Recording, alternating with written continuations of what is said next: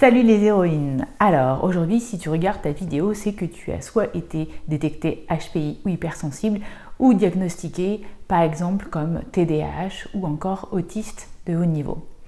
Alors la question qui se pose après, c'est le fameux qu'est-ce que j'en fais, le so what. C'est bien gentil d'avoir un chiffre de QI ou une révélation waouh, mais ça ne fait pas avancer, comme dirait Coluche, le schmilblick.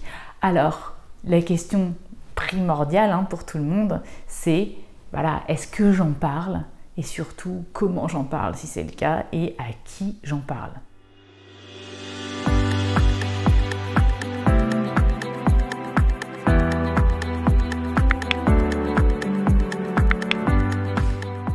Je m'appelle Sandrine Larive et ma mission c'est d'accompagner les femmes atypiques à découvrir et intégrer leur neuroatypicité pour rayonner de toute leur singularité dans tous leurs domaines de vie. Aujourd'hui, si tu veux savoir, au-delà d'un test de QI, quels sont tes fonctionnements atypiques, je te recommande de passer le bilan Douance avec moi. C'est un bilan qualitatif au niveau cognitif, émotionnel et affectif. C'est idéal aussi pour déterminer des objectifs de thérapie brève ou de coaching. Et si tu veux aujourd'hui le NEC plus ultra, le tout en un, incluant le bilan Douance, vraiment le mentoring qui va te permettre d'accélérer ton intégration de tes neuroatypies en tant que femme atypique, c'est le mentoring VIP pour les Very Important Potential comme toi. Alors imagine maintenant l'espace d'un instant, tu as ton bilan Douance ou ton test VICE-4 entre les mains. Et bien ça te fait une belle jambe. Soit tu l'enterres car tu ne crois toujours pas au résultat et tu renoies le poisson encore une fois, soit tu décides que c'est ok, tu décides d'y croire et là tu as tout un tas d'options possibles. Est-ce que tu organises un grand feu de joie avec toutes les anciennes versions de toi et tu fais ton grand coming out identitaire de la mort qui tue? Ou encore, si tu as aimé parler à tes voisins pendant la crise du Covid, peut-être que tu as envie de faire une annonce au balcon avec un grand haut-parleur ce soir pour prévenir tout le monde.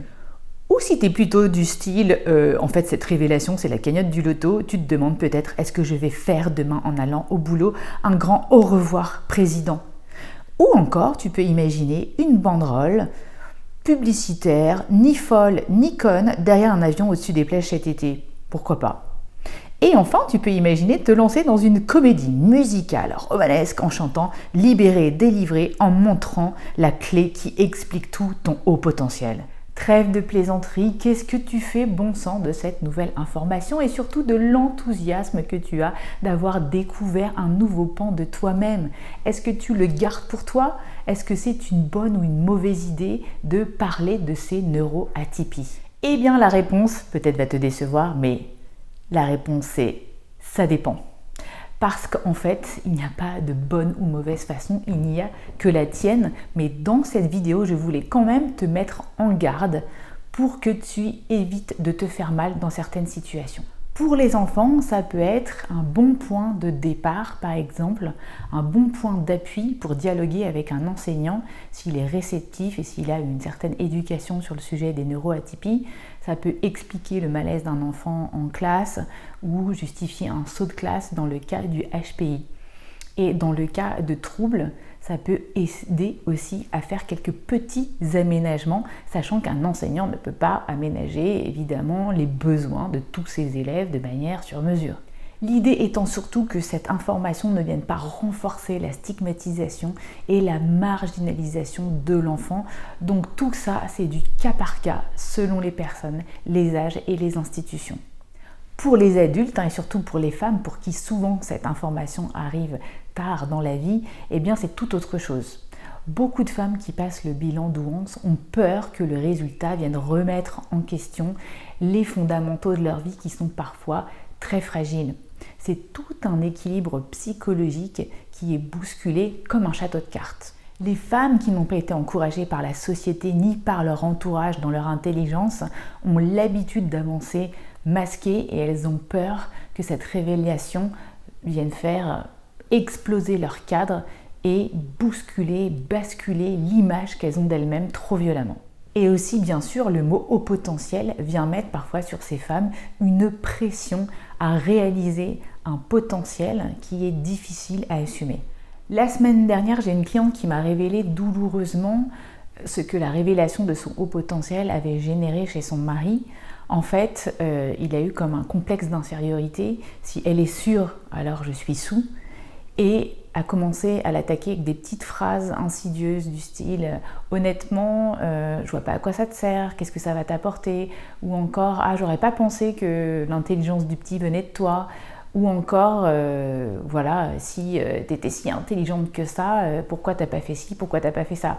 Et elle m'a dit « Ça m'a piqué et j'ai vraiment l'impression d'avoir été attaquée. » Et puis, il ne faut pas oublier aussi qu'il y a certains hommes qui carrément s'en vont aussi après ce genre de révélation. Les mots haut potentiel et surdoué peuvent faire penser à quelque chose de supérieur, quelque chose d'arrogant et de prétentieux pour des personnes non initiées à la définition de ce que ça veut dire. Tout ça pour dire qu'il faut faire attention à ce qu'on dit et surtout être vigilant avec ton auditoire. C'est utiliser aussi ton empathie, ton intuition naturelle pour sonder tes interlocuteurs en amont et ainsi éviter les déceptions. Bon, après, si ça peut t'aider à faire le ménage pendant quelques temps, finalement, c'est pas plus mal.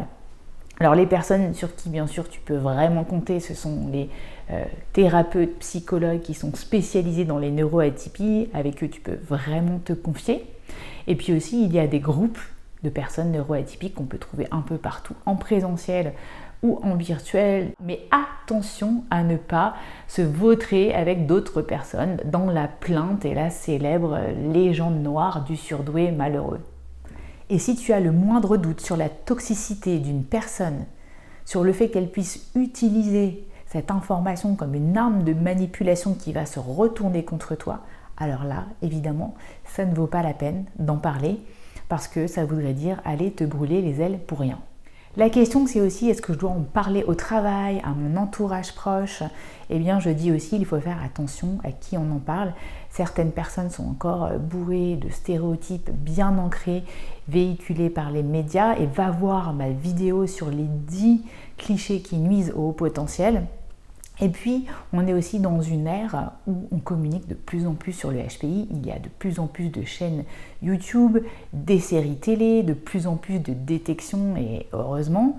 Mais attention, parce que quand on est dans une phase comme ça, tout de suite après, il y a une phase de rejet où tout le monde dit « Ah mais oui, c'est une mode, c'est une excuse pour justifier ses comportements. » Donc, c'est quelque chose à savoir. Pour la petite anecdote, j'ai vu aussi pas mal de THPI balancer leur test Vice ou leur bilan douance comme une bombe à leur famille, le côté fulgurance, la famille qui l'a pris comme une patate chaude à ne pas savoir quoi en faire.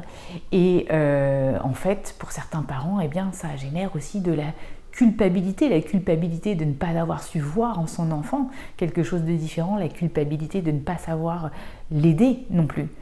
Donc c'est super important en famille, voilà, de dire, mais aussi d'avoir un dialogue continu, de se remémorer des choses, de revoir sa vie au filtre de ces nouvelles informations, mais tranquillement, pour éviter voilà, des mauvaises interprétations, pour éviter des conflits, etc., qui n'ont pas besoin d'avoir lieu, et puis retrouver finalement une certaine harmonie après dans l'écosystème qui se réajuste par rapport à cette nouvelle information.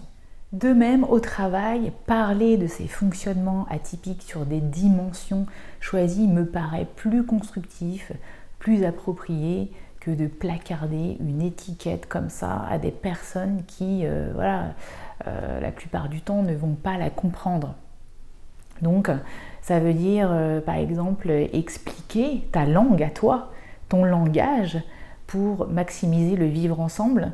C'est pouvoir dire à son boss, bah tu vois, parfois il va m'arriver de faire des conclusions qui vont te sembler très hâtives parce que en fait, eh bien, il y a certaines choses comme ça que je ressens très vite, très rapidement, mais je m'engage à faire en sorte de pouvoir prendre de la hauteur dessus et prendre le temps de vous réexpliquer quand ça arrive, etc.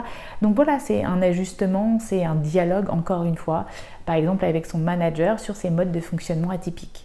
Et si tu veux savoir comment écrire tout ça sur un CV et comment parler de tes compétences hors normes, va voir juste en haut ma vidéo sur le sujet.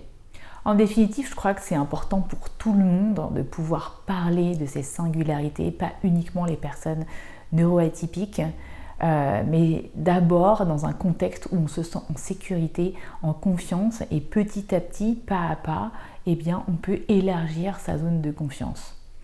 Et rappelons-le, cette révélation de sa neuroatypie, c'est d'abord quelque chose qui est important pour soi, pour se comprendre et pour comprendre sa façon d'être au monde, mais surtout sa façon d'être avec soi. Et si tu veux continuer à m'aider à faire rayonner ma mission pour soutenir les femmes atypiques, laisse-moi un pouce, abonne-toi à cette chaîne et n'hésite pas à partager mes vidéos avec d'autres femmes qui en ont vraiment besoin.